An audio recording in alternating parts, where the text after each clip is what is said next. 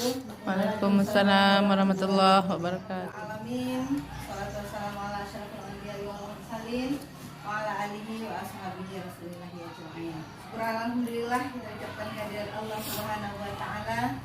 Alhamdulillah pada siang hari ini kita bisa berkumpul dalam rangka mensosialisasikan bagaimana pemikiran pendidikan menurut Islam. Kita memohon Allah semoga tetap tercurahkan kepada arwah junjungan alam yakni Nabi Muhammad SAW.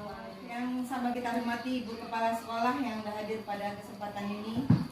Selanjutnya kepada ibu-ibu yang telah bersedia meluangkan waktunya untuk dapat mengikuti paparan saya tentang bagaimana dasar-dasar pendidikan menurut Ki Hajar Dewantara. Kita ingat bahwa Ki Hajar Dewantara itu adalah dikenal dengan Bapak Pendidikan Indonesia. Dan itu menurut Ki Hajar Dewantara adalah menuntun, bukan menuntut. Ki Hajar Dewantara mengatakan bahwa pendidikan itu adalah menuntun segala kekuatan kodrat yang ada pada anak, agar anak itu dapat mencapai keselamatan dan kebahagiaan yang setinggi-tingginya, baik sebagai manusia maupun anggota masyarakat. Itu menuntun itu adalah menuntun tumbuh atau hidupnya kekuatan kodrat yang ada pada anak, agar anak dapat memperbaiki laku hidupnya. Jadi tujuan pendidikan itu menurut Ki Hajar Dewantara memperbaiki laku hidupnya. Jadi bukan untuk mentransfer pengetahuan semata-mata, tapi bagaimana dengan pengetahuan yang kita berikan itu mampu memperbaiki laku hidupnya dan tumbuhnya kekuatan kodrat anak. Ki Hajar mengatakan bahwa kodrat anak itu ada dua, ada kodrat alam dan ada kodrat zaman. Itu adalah yang pertama ingarso sumtulodo. Di depan menjadi pemimpin, menjadi teladan. Nah, di depan dia menjadi teladan bagi guru, bagi muridnya. Dia mengkarsa, di tengah-tengah dia mampu membangun, menjadi orang yang mampu memotivasi anak, membangun kemauan anak, kemampuan. Baru di belakangmu ada Nuri Handayani, di belakang memberikan arah. Pendidikan anak itu adalah kodrat anak itu merdeka.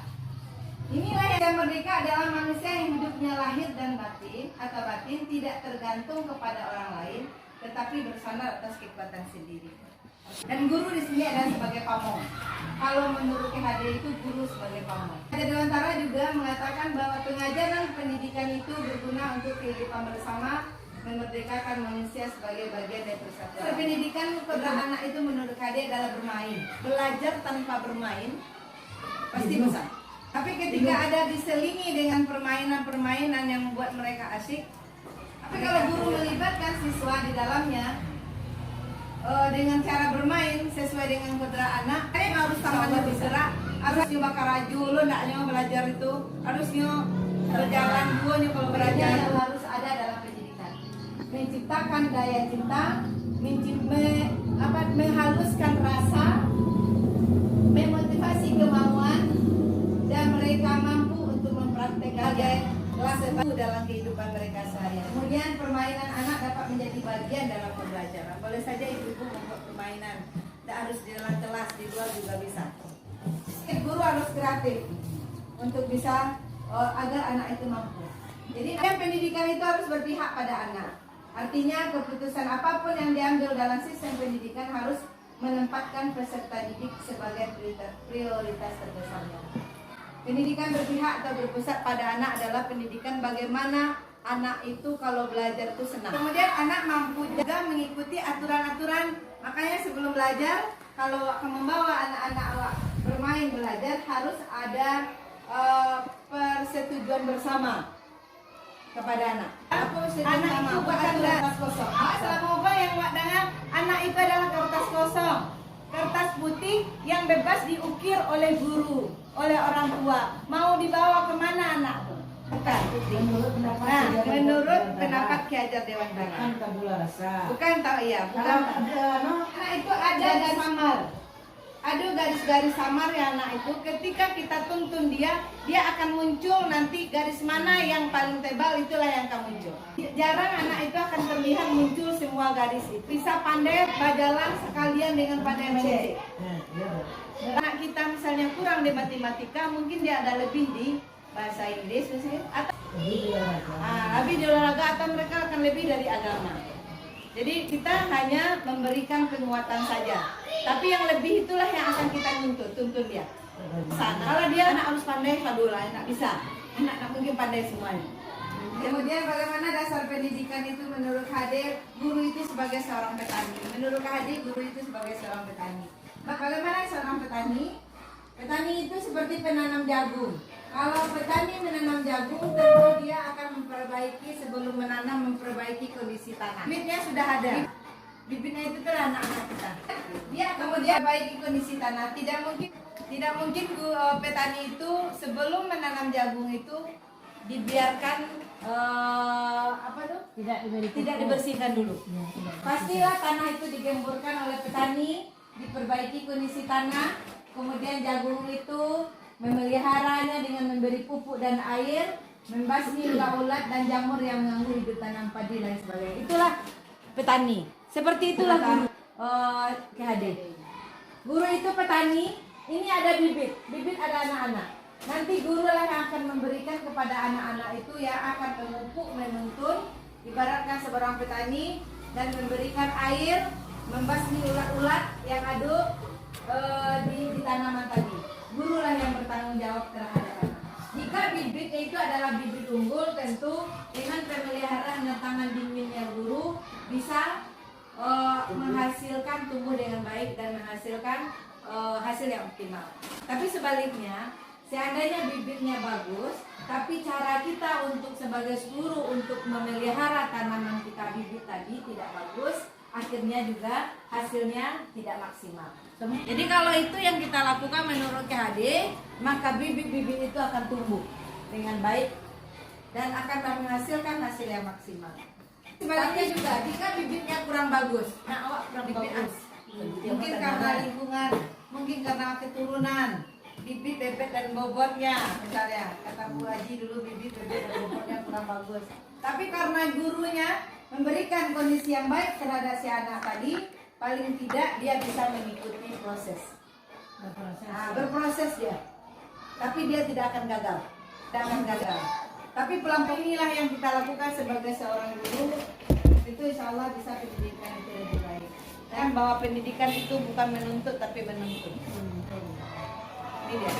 Bahwa pendidikan itu adalah menuntun. Menurut KHD, sedangkan pendidikan abad 21 sekarang adalah pendidikan menuntun itu seperti apa? Kolaborasi dengan semua kita yang ada di sini. Kritis, guru itu harus kritis dan reflektif. Kritis, guru harus mampu melihat potensi-potensi yang ada pada anak. Kemudian reflektif, guru harus refleks cepat, harus cepat tanggap, harus cepat mengambil kesimpulan. Kalau anaknya seperti ini yang harus kita lakukan. Itu refleks. Kemudian itu guru harus mampu mendengarkan keluh kesah anak. Nah, jangan guru tertutup dengan anak atau jangan sampai anak tertutup kepada guru. Pendidikan itu harus komunikatif. Jangan satu arah. Mendidik itu adalah dua arah. Guru murid harus komunikasi. Ya, artinya guru ketika muridnya berbicara, guru mendengarkan. Ketika guru berbicara, murid mendengarkan. Guru harus menghargai murid. Sebelum murid menghargai guru, guru harus menghargai murid. Dengar dulu. Apa yang dikatakan oleh si anak. Kalau begitu, langsung modal itu mungkin awak harus membuat kesepakatan dulu sebelum belajar. Makanya nanti ada kesepakatan belajar. Kesepakatan belajar. Dengarkan ibu dulu. Nanti poin yang keduanya kita baru tanya jawab. Kalau ada pertanyaan nanti waktu ibu mengajar, catat dulu. Kemudian well-being. Istilah pendidikan abad 21 ada well-being. Well-being itu adalah selamat dan bahagia. Dia mampu membahagiakan, bukan meresahkan. Membahagiakan guru, membahagiakan anak, sehingga nanti ketika besok kita pulang, anak merasa rindu dengan sekolah, anak merasa rindu dengan gurunya, anak merasa rindu dengan lingkungannya. Ini yang well-being. Jadi saya katakan bahwa siswa dan guru merdeka belajar yang berkolaborasi bersama menggali dan mengembangkan potensi siswa dan mengakomodasi karakteristik masing-masing untuk menunjukkan student well-being. Well-being itu untuk mewujudkan anak-anak yang bahagia di sekolahnya. Jadi Mas Kiai Maimun Zubir Jadi guru itu tidak usah punya niat bikin pintar orang. Nanti kamu hanya marah-marah ketika melihat muridmu tidak pintar. Ikhlasnya jadi hilang. Yang penting niat menyampaikan ilmu dan mendidik yang baik.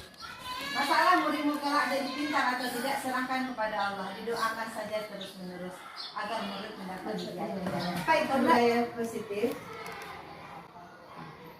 Budaya positif adalah budaya yang harus yang ada di sekolah kita. Perilaku anak itu seperti apa? Kebiasaan-kebiasaan positif. Dulu orang mengatakan ada namanya stimulus respon lawan teori kontrol. Ini adalah pandangan tentang dunia. Itu pendapat orang, pendapat Stephen R. Covey. Mengatakan bahwa bila kita ingin membuat kemajuan perlahan-lahan, sedikit-sedikit ubahlah sikap atau perilaku Anda. Nah, ingin merubah lebih baik, ubah diri awak dulu. Namun bila kita ingin memperbaiki cara-cara utama kita, maka kita perlu mengubah kerangka ajuan kita. Ubahlah bagaimana Anda melihat dunia, bagaimana Anda berpikir tentang manusia, ubahlah paradigma Anda, skema pemahaman dan penjelasan aspek tentang realita. Dulu stimulus respon tentang dunia menyatakan bahwa kebutuhan kita sama, ternyata kebutuhan kita berbeda. Ada anak itu yang kebutuhannya tidak yang butuh, kebutuhannya misalnya kebutuhannya ingin disayang. Ada anak kita yang ingin butuh perhatian dari gurunya, butuh cinta kasih. Dulu orang mengatakan semua orang melihat hal yang sama, sementara setiap orang memiliki gambaran yang berbeda. Awak mencari orang kok berbeda, jadi awak harus memahami keadaan orang ini. Akhirnya kita saling memahami. Kemudian terakhir adalah pemaksaan adalah ada pada saat bujukan gagal. Kalau bujukan gagal, you harus paksa. Ternyata dulu, kalau gini kolaborasi dan konsensus menciptakan pilihan-pilihan baru. Namun dia kilonya memaksa. Kalau dulu you memaksa. Jadi budaya positif ini perlu, kita harus menyediakan lingkungan yang positif. Positif artinya anak-anak itu mampu memberikan terbuka kepada guru. Kemudian dia aman untuk memberi terbuka kepada guru, itu gurunya tidak lebay gitu, gurunya tidak suka mengumbar-umbar apa yang diceritakan tuh. Jadi sehingga murid itu mampu berpikir, bertindak dan ceritakan dengan merdeka, mandiri dan bertanggung jawab. Salah satu selanjutnya adalah lazimnya disiplin dikaitkan dengan kontrol, dalam hal ini kontrol guru dalam menghadapi murid. Bahwa mengontrol guru, pertama adalah mengontrol emosi awak. Tujuan kita adalah menciptakan anak-anak yang memiliki disiplin diri sehingga mereka bisa berperilaku dengan mengacu pada nilai kebajikan, universal, motivasi yang disebutkan. Disiplin anak awak dalam berpakaian rapi itu, awak terapkan dalam rasa tahu nak, alun nak, oh iya selama awal sekolah nak, mulai sekolah balik, tidak banyak kita melihat lagi sepatu yang berkata sekolah bu. Kemudian sepatu yang bolong-bolong, baju lah barasia, ikat pinggang lah hado, kan itu anak lupa bawa topi. Tapi alhamdulillah inilah motivasi disiplin diri. Lupa ya. Alhamdulillah itu trik-trik keserupa itu ya misalnya kemajuan di dalam disiplin berpakaian. Teori motivasi. Apa yang dilakukan oleh anak tadi? Motivasinya pertama adalah motivasi eksternal dari awak dulu. Awak yang memasuk-masukkan terus. Seperti Bu Haji tadi dengan pujian-pujian, dengan membandingkan dengan yang lebih bagus, itu adalah motivasi eksternal dari anak-anak. Kemudian motivasi eksternal itu bisa berupa imbalan. Imbalan dari uang saja, imbalan pujian tadi, kan imbalan juga tuh. Sapaan, senyuman, Ibu. Belayan, itu motivasi. Dengan belayan, dengan senyuman, dengan sapaan pagi-pagi, itu membuat anak kita melakukan disiplin. Kemudian setelah motivasi eksternal akan timbullah motivasi internal dari setelah hawa eksternal akhirnya jadi pembiasaan. Jadi pembiasaan oleh anak tanpa ada tekanan dari orang lain, dari dalam diri. Dia akan melakukan sesuai dengan apa yang kita harapkan. Walaupun awalnya mereka adalah eksternal. Merdeka itu menurut KHD adalah tidak hanya terlepas dari perintah, akan tetapi juga cakap buat memerintah diri sendiri. Merdeka itu maksud belajar, merdeka itu adalah anak mandiri, dia mampu memerintah dirinya sendiri. Tanpa ada perintah dari orang lain, dia mampu melakukannya sendiri. Itu yang merdeka menurut KHD. Selain merdeka merdeka itu tadi awalnya merdeka itu adalah berpihak kepada anak, pendidikan yang berpihak kepada anak. Merdeka itu juga anak-anak mampu memerintahkan dirinya sendiri. Dia tidak harus diperintah dari guru. Anak itu dia punya kebutuhan dasar. Ketika seorang murid melakukan suatu perbuatan bertentangan dengan nilai kebajikan atau melanggar peraturan, hal itu sebenarnya karena mereka gagal memenuhi kebutuhan dasar. Kenapa murid kita itu bertentangan dengan hal-hal aturan kita? Ada kebutuhan yang tidak terpenuhi bagi anak. Yang pertama dia ingin power, ingin kekuatan, ingin menjadi orang yang kuat di sekolah ini, menjadi orang yang kuat bagian dari kelasnya. Saya ini siapa? Freedom. Dia ingin punya kebebasan. Biasanya bebas terkekang. Sehingga di sekolah dia ingin bebas. Di rumah dia tertindas. Nah, di masyarakat dia tidak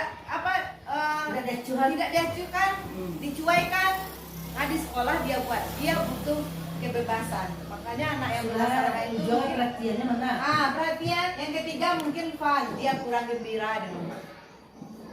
Mungkin di rumah itu orang tuanya sibuk dengan pekerjaan masing-masing, pulang-pulang nanti orang tuanya kurang perhatian anak, kurang gembira, atau anaknya ini disuruh bekerja sesuai dengan kemauan orang tua. Kemudian beloin, ini adalah kasih sayang, itu yang banyak. Mungkin di rumah dia kurang dapat kasih sayang. Kasih sayang yang gimana? Beloin kasih sayang. Mungkin inilah entah punya power di dalam kelasnya, apakah dia punya ingin bebas karena dia sering tertekan di rumahnya, mungkin di lingkungannya, atau dia ingin bergembira-gembira, atau yang terakhir adalah dia ingin kasih sayang, Ingin perhatian, peraturan.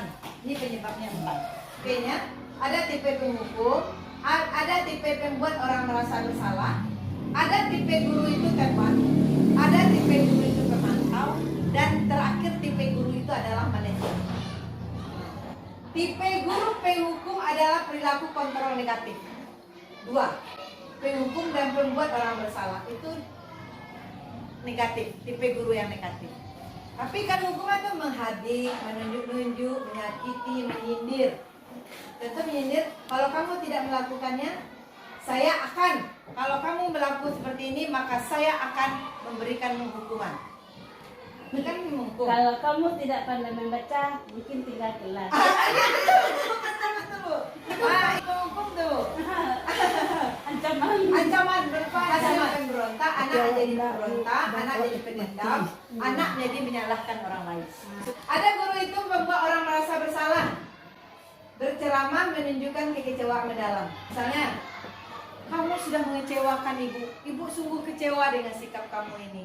Seandainya kamu tetap melakukan hal seperti ini, maka tentu ibu akan merasakan gagal dalam mendidik kamu. Hasilnya kalau anak itu dibuat menjadi orang yang bersalah, hasilnya menyembunyikan, menyangkal dan berbohong. Akhirnya berbohong. Kemudian ada tipe guru itu perilaku kontrol positif. Sebagai teman, guru itu membuatkan alasan-alasan untuk murid-murid. Kan untuk bapak ibu ya, sudah nanti bapak ibu bantu bereskan.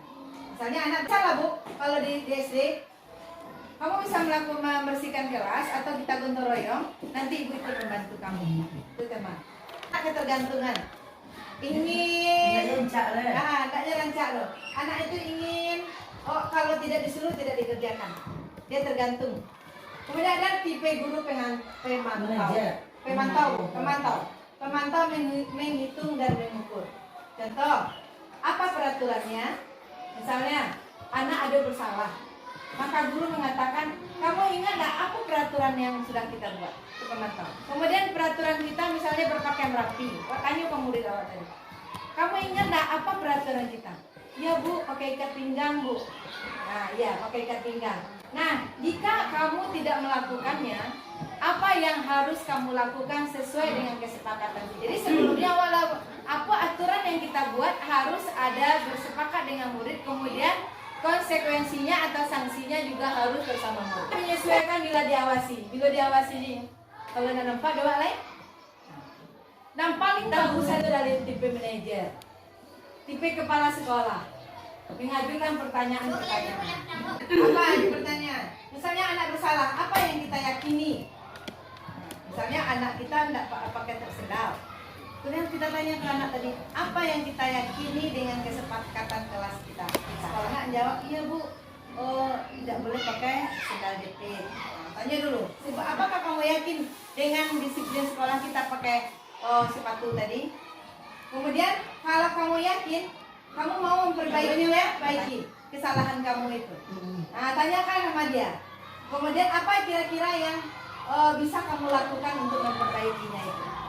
Nah, seperti kelas 5 kemarin itu sudah memperlihatkan manajernya, sikap manajernya seorang guru. Jadi anak itu tidak disalahkan, kita minta solusi kepada anak. Inilah yang paling baik karena dia mampu menguatkan watak dan karakter. Untuk menembus kesalahan, namun untuk belajar dari kesalahan. Jadi anak cari siapa yang salah, siapa yang benar. Tapi untuk namun kita belajar dari kesalahan itu dalam memperbaiki hubungan. Kemudian restitusi menuntun untuk melihat ke dalam diri. Restitusi mencari kebutuhan dasar yang mendasari tindakan. Restitusi mencari kebutuhan, mungkin kebutuhan dasar anak waktu yang ampe tadi tuh, kebutuhan hidupnya tadi ampe kok, yang tidak terlaksana, yang kurang dari diri anak tadi. Mungkin kebutuhan hidupnya kasih sayang, apa tadi beloi, fun, apalagi power. Kalau si Ragil tuh udah menunjukkan powernya. Iya. Power itu survival itu adalah dasar kehidupan yang layak. Mungkin di rumahnya tidak dapat kehidupan yang layak.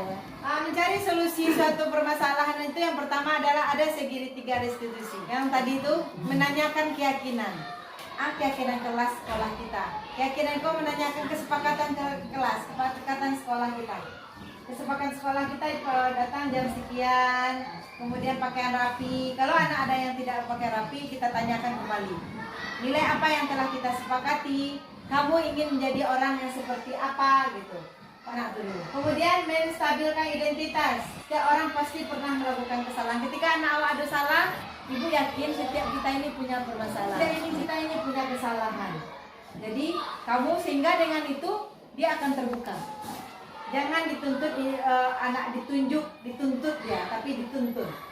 Kemudian kalau identitas itu adalah kamu bukan satu-satunya yang pernah melakukan ini. Nah, kalau ini melakukan kesalahan, jangan dianggap dia adalah orang yang pertama melakukan kesalahan. Tapi kita katakan dia bukanlah orang yang pertama melakukan. Kemudian validasi tindakan yang salah. Kamu tentu punya alasan. Ditanya, apa alasan kamu melakukan ini? Tertarik juga dengan sila. Validasi salah adakah cara yang lebih efektif untuk mendapatkan apa yang kamu inginkan? Kalau tanya yang seperti tadi itu solusi. Harusnya seperti apa yang kamu inginkan? Menurut kamu supaya kamu bisa berubah, maunya seperti apa? Tindakan yang salah. Kalau salah satu segitiga restitusi ini sudah kita lakukan, mudah-mudahan anak-anak kita yang bermasalah tidak gagal lagi dalam melaksanakan nilai-nilai kesepakatan yang di sekolahnya. Terima kasih atas perhatian dan kerjasamanya. Saya mohon maaf jika ada kesalahan. Saya tutup dengan bacakan hamdalah. Alamin. Wabillahi taufiq wal hidayah. Assalamualaikum warahmatullahi wabarakatuh.